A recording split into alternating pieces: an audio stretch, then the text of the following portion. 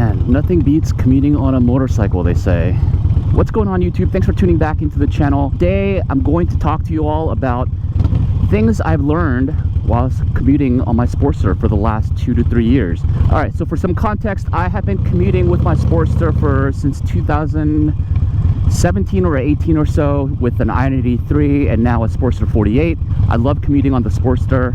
It's fun, it's a great way to start your day, it's a great way to end your day and all of that stuff. But I recognize that there are some limitations to the Sportster being a commuter bike. So the reasons why I love commuting on a Sportster is that it's light, it's nimble. In the relative world of Harleys, the Sportster is just super light, super nimble. Where that comes into play for me is, you know, if I'm in the city and I'm trying to dodge some traffic, some sketchy situations, or I'm trying to find parking, and if I need to, I can lane split, although it is not legal technically in Maryland and Virginia. But when I do, the size and the weight and the maneuverability of the Sportster just really does come into play for me. The other thing that I love about the Sportster while commuting is that it's a loud motorcycle. Let's say I'm sitting in traffic and somebody's trying to get over to my lane, I can just do a quick little brep,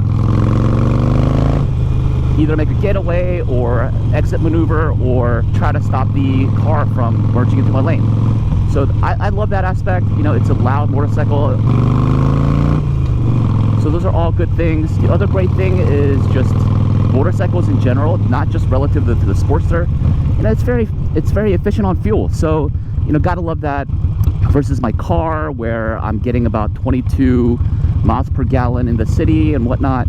Like this pretty much gets me about 40 to 50 miles per gallon. So I'm saving some money there. Another reason why I love commuting with the Sportster is that, you know, don't get me wrong, I love Sportsters, but I don't have to be stressed about it as much as I might a more expensive motorcycle like my Lowrider S. So if I park it somewhere, you know, maybe more in a sketchy situation, I'm still worried, but I'm not as worried as I might be with a more expensive motorcycle. The other thing that I love about this Sportster is that overall, it's just a great all-around vehicle. It's good on the highway, it's really fun on the back roads. I'm trying to get to the back roads here. Yeah, whether I want to take the highway and try to get to work as fast as possible, or, you know, I want to take the more leisurely route, it's good in all of those situations.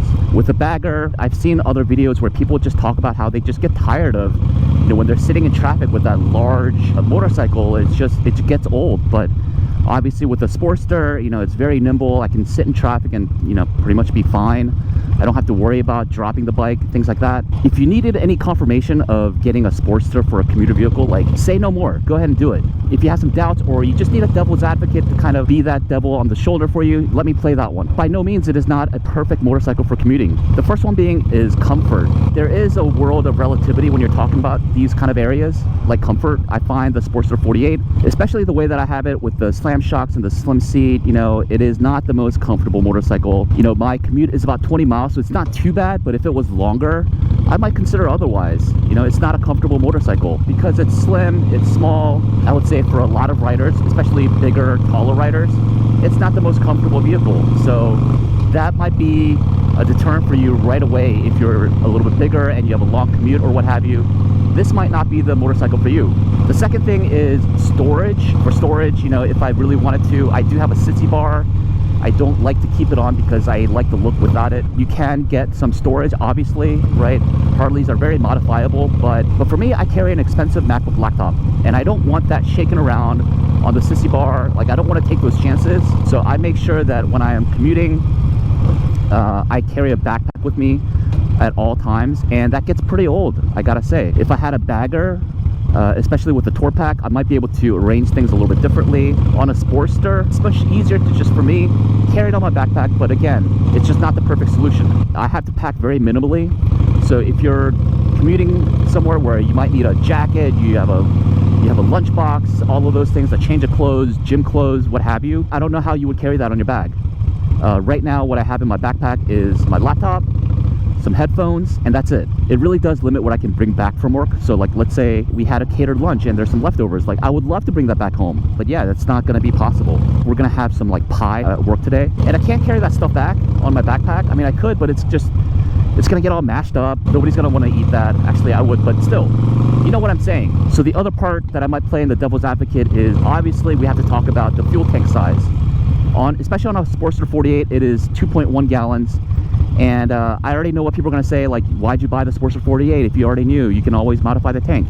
I choose to go with the small tank life. I think it looks better, but that also means that I am basically getting gas every other day. I have a 40-mile round trip commute to work, so basically it works out to every other day I'm getting gas. For some of you that might be pretty easy if you live really close to a gas station, but for me it's a big hassle.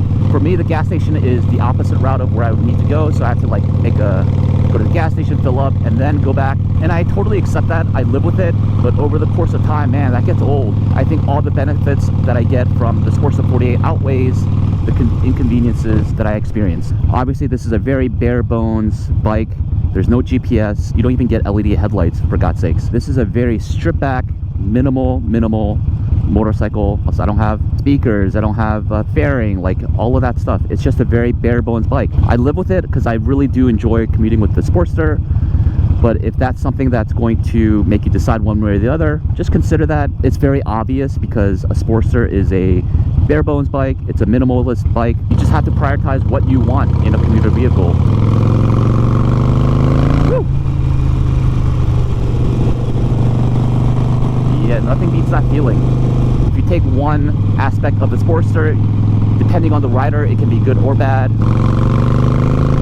Because I commute to a city where there is quite a bit of traffic. To me, you know, I prioritize the nimbleness, the speed, the maneuverability of the Sportster versus like comfort. I can stomach like a 30-45 minute commute each way.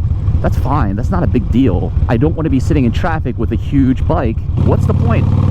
If you're just sitting in traffic, might as well have a bike that's a little bit more manageable, more comfortable for you in the long run. But yeah, that's my hot take. I love commuting with the Sportster, even though it has its downsides. I live with it, even though I'm carrying a backpack to work every day, even though I don't have a fairing. For me, that's fine. I just need something that'll get me to the city, back home, quickly, reducing the amount of time that I'm in traffic as much as possible. That's it for me today, guys. I hope this video was helpful. Obviously, I'm coming from a biased perspective because I love Sportsters, but I did try to think of some downsides, and I think they are fair, given the limitations of the Sportster. But I hope that doesn't deter you from trying to commute with the Sportster, because I think it's fantastic. But of course, everyone is different and everyone has different situations. It looks like I'm going to be in traffic a little bit more. I'll see you all in the next video. Peace.